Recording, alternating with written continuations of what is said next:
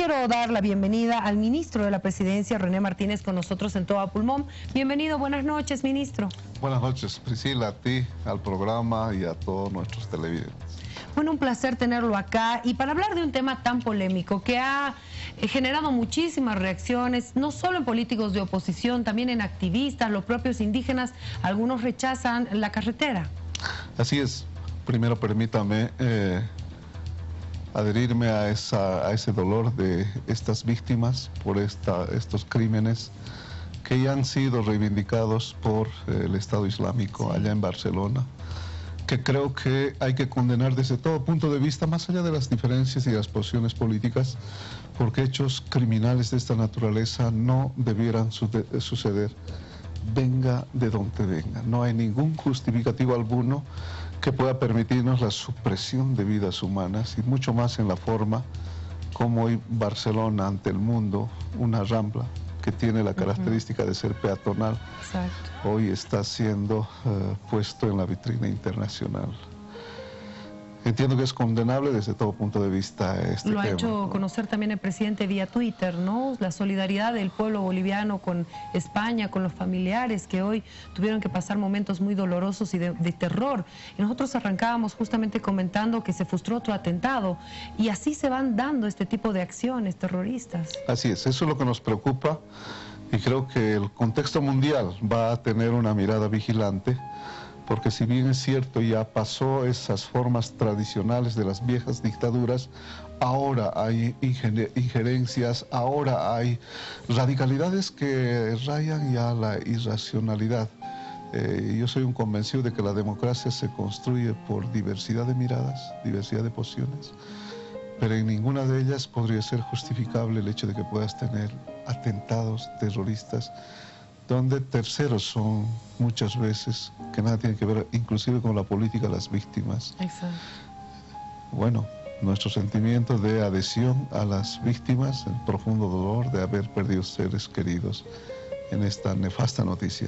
Lo bueno es que no hay bolivianos, ¿verdad? Por lo menos esa es la información preliminar que se tiene. Inicialmente sí, pero habrá que esperar y esperemos que también no haya otros intentos. La locura está ahí de por medio, pero a Dios gracias, si esto es todo ahí, creo que sí no tenemos ningún compatriota. Gracias a Dios. Bueno, vamos a cambiar de tema, por favor. Hablemos del TIBNIS. Hoy daba usted una conferencia de prensa dura contra el expresidente Carlos Mesa. Para decir verdades que debieran siempre permitirnos razonar, reflexionar sobre hechos demostrables, nada de exageraciones ni invenciones, peor, sino más bien mostrando documentos que nos permiten calificar un doble comportamiento, una doble moral, y puedo señalarte y demostrarte de manera documentada lo que hoy día habíamos dicho. Primero, se nos había señalado que como gobierno estábamos hipotecando el futuro del agua y el oxígeno del país, simplemente por discutir la suspensión de la intangibilidad que va a permitir dar viabilidad a una carretera entre dos departamentos hermanos. Y yo quiero permitirme preguntar y preguntarte a su vez, ¿tú conocías que existía alguna norma anterior que daba viabilidad a esto? Tengo entendido que había varias intenciones de lograr esta carretera que pueda unir Beni con Cochabamba, pero que también había el problema de que no vaya por medio del TIBNIS. Que se quedaron en debate, se nos decía en su momento, porque esa alta conflictividad cabalgada por partidos políticos, por organizaciones no gubernamentales de ese tiempo, si hacemos memoria y una revisión a los medios de comunicación, nos van a mostrar de que hubo una polaridad entre quienes apoyaban la carretera y quienes no apoyaban. El propio ex gobernador beniano Ernesto Suárez Satori dijo, nosotros teníamos un proyecto para justamente hacer la carretera, los indígenas la rechazaron y no se hizo. Así es, por eso es que denominamos de que esta preocupación que se nos indicaba una alta calumnia, en las palabras de Carlos Diego Mesa, hipotecando el futuro del agua y el oxígeno de nuestro país con nuestro gobierno, nada más falso, porque tengo entre manos el decreto que él había suscrito durante su gobierno, que nos está señalando la misma intencionalidad que hoy por hoy va a hacerse posible debido a que se está levantando la intangibilidad de ese espacio territorial. Pero ¿por qué decíamos que había esa doble moral?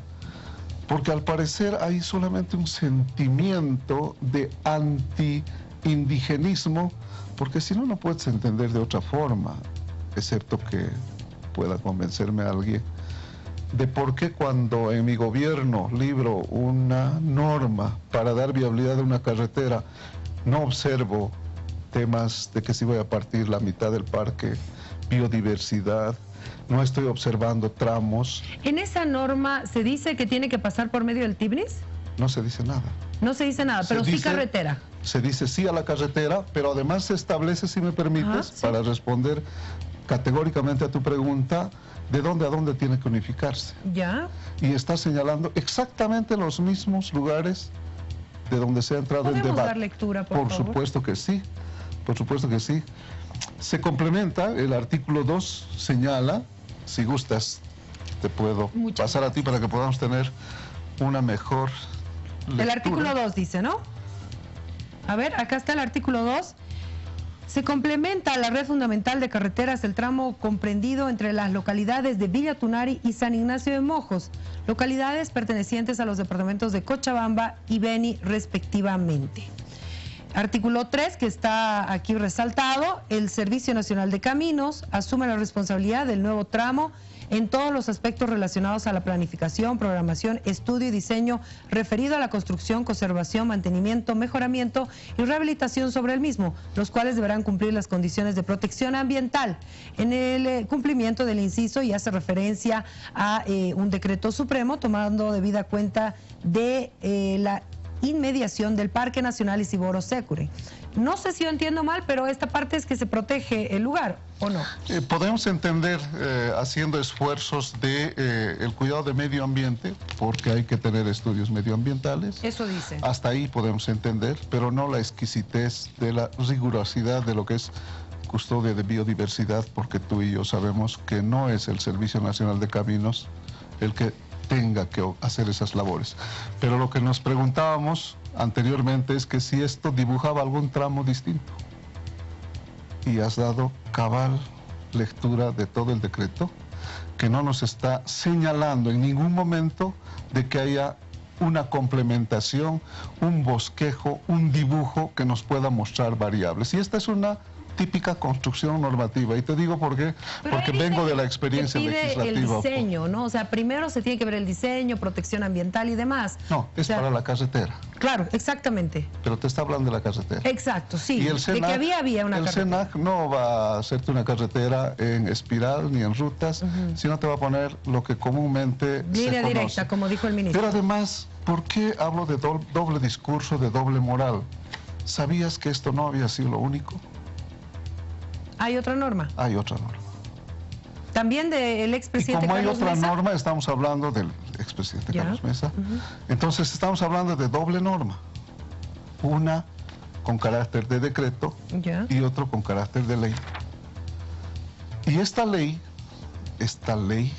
en el gobierno de Mesa, esta es del 17 de abril de 2003, esta es del 24 de octubre del mismo año, nos está señalando no solamente la viabilidad de la carretera, sino está autorizando para que pudiera conseguirse financiamiento para asfaltar esa carretera.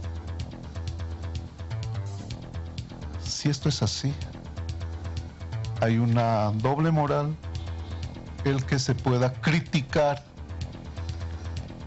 el que nuestro gobierno, a la cabeza del presidente Evo Morales, estuviéramos con la primera intención de suspensión de la intangibilidad, viabilizando la carretera para culparnos de que estaríamos hipotecando el futuro del agua y el oxígeno del país.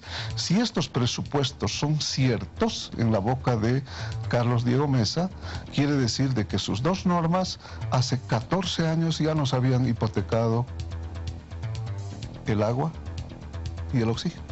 Yo tengo en mis manos el artículo que él escribió respondiendo justamente este tema, y la parte que responde a lo que dice usted, ministro, dice: yo mismo la impulsé a través de sendas normas, una carretera que se construya con un trazo que no parta en dos el parque, que no vulnere su biodiversidad y que sobre todo cumpla rigurosamente la ley del medio ambiente, las normas que los parques y áreas protegidas tienen, que siga el mandato constitucional de la consulta informada y de buena fe a las 63 comunidades que habitan el área y que no impulsen la frontera cocalera, dice en su parte resaltante. Esa es la justificación forzada a las que me había referido, porque esos conceptos, que además las tengo en copia, que son las mismas que las has leído, sí, exacto, nos están hablando de las dos sendas normas. Y en estas dos sendas normas, te las puedo dejar para no ampliar el tiempo y podamos hacer una revisión, porque, reitero, vengo de la experiencia legislativa, sé que son construcciones tan simples y sencillas de un decreto y una ley que en su articulado no establece ningún concepto de ruta figurada como la que nos señala, no establece ninguna rigurosidad de biodiversidad, porque no hay ningún artículo que se refiere a eso. O sea, lo malo fue, para que pueda tener sentido lo que dice ahora Carlos Mesa, es que no se detallaba todo eso en sus normas. Por supuesto que sí. Y el otro tema es que, como todo el país había conocido una alta conflictividad cuando anteriormente tuvimos este debate, la pregunta del millón, ¿por qué habremos hecho silencio? En esa época. En esa época. No puedo leer de otra forma de que había un oportunismo político porque se estaba consciente de que se habían suscrito estas leyes con anterioridad. ¿Ahora estas leyes tenían reglamentos? Porque en el reglamento supuestamente se va al detalle, ¿no? Pero no hay ningún reglamento que pueda darle modificaciones esenciales a la norma. No, pero sí se puede especificar y en eso coincidimos. Ahí ministro. sí te doy la razón, Priscila, la experiencia Cuando se tuya dice, de seguir a norma, pero te das cuenta que solamente son cumplimiento y ejecución, que no puede ir a alterar ni puede incorporar otros componentes como el que quisiéramos tener por acá. ejemplo, no cumplir la ley del medio ambiente, que se haga estudios de biodiversidad, esto, no se puede hacer eso en el reglamento. En el reglamento no vas a encontrar a más que los alcances de los artículos, pero apostemos de que pudiera haber este cuidado. Ya. Apostemos de que pudiera haber este cuidado. Culpar al gobierno de Evo Morales solamente porque está recogiendo la reivindicación de esas comunidades indígenas que a su vez son sus hermanos de sangre por su condición de clase indígena originaria, ¿es delito? Creo que no.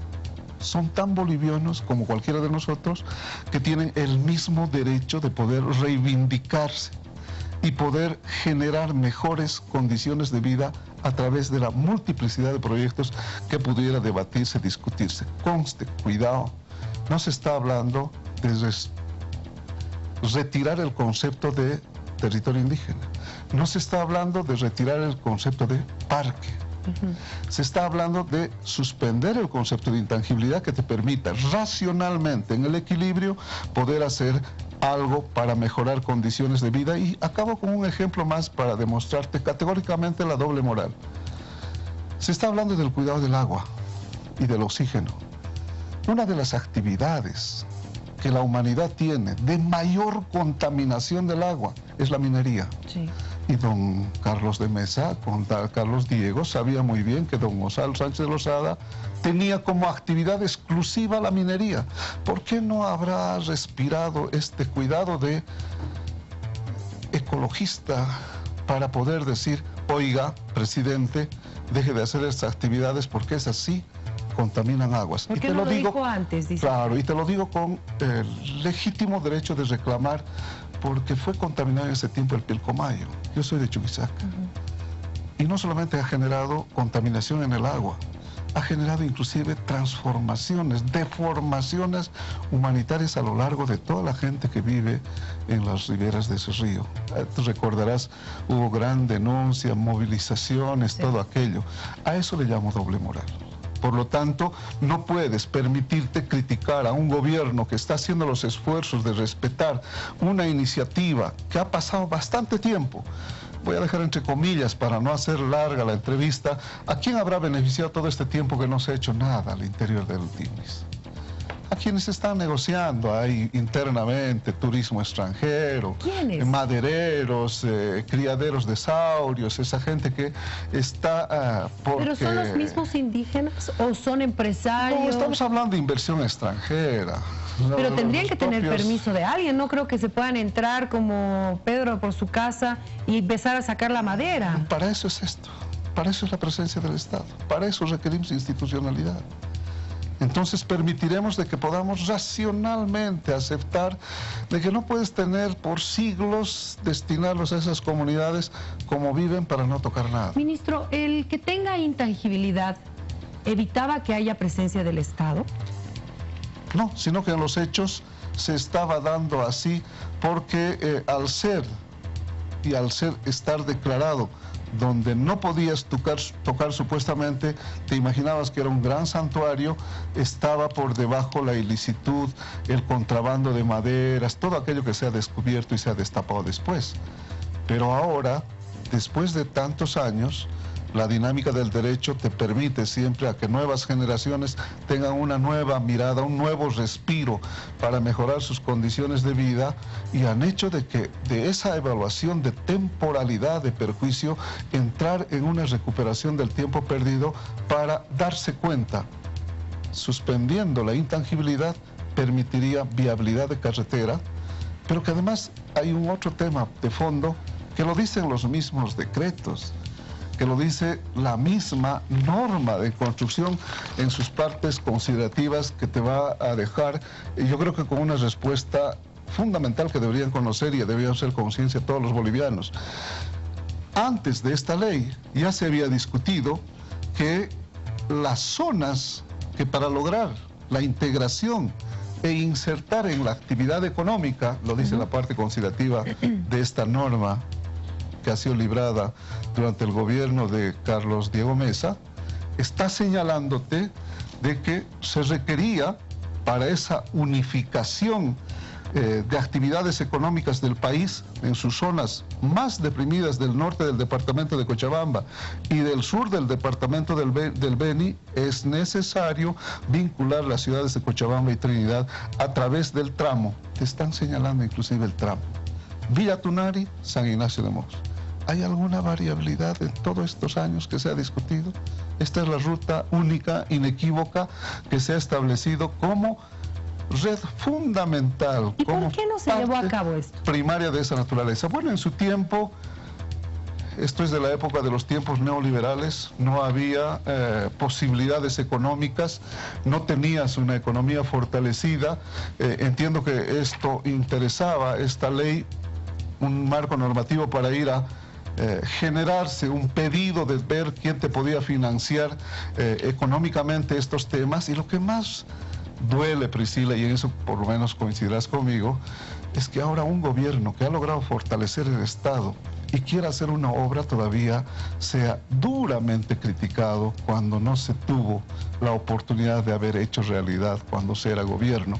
Hoy por hoy hay las posibilidades económicas suficientes y no podemos permitirnos dejar en el retraso a estas comunidades que, te reitero, respetando su forma de vida, respetando su diversidad, respetando sus cosmovisiones, no tengan derecho a mejorar condiciones mínimas de vida y que puedan estar siendo considerados ciudadanos plenos con derechos políticos plenos. Ahora, ministro, ¿qué va a pasar con este tema de la carretera? El ministro de Obras Públicas nos decía, todavía estamos empezando de cero porque no tenemos el crédito, lo hemos perdido, el diseño todavía no ha sido establecido. Sin embargo, el gobernador veniano dijo, solo falta 60 kilómetros, nada más. ¿Eso quiere decir que ya hubo avance de los otros dos tramos? ¿Te imaginas cuánto perjuicio?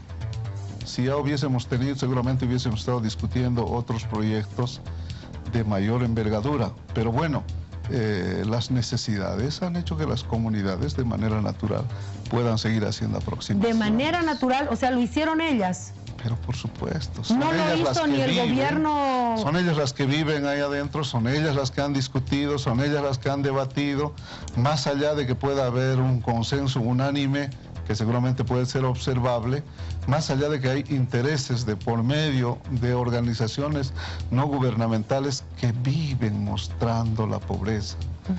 Más allá de todos esos elementos, sería saludable respirar la forma, la realidad en la que viven ellos para que podamos entender, reitero, de manera equilibrada. Ministro, a lo que me refiero es si es que me dice usted que ellos han hecho ya estos tramos, el avance de estos tramos. Sí, ¿Ellos tienen la maquinaria para hacerlo? No, pero no lo han hecho con la maquinaria ni con la velocidad del tiempo que podrían haber hecho. ¿Qué es lo que hay avanzado?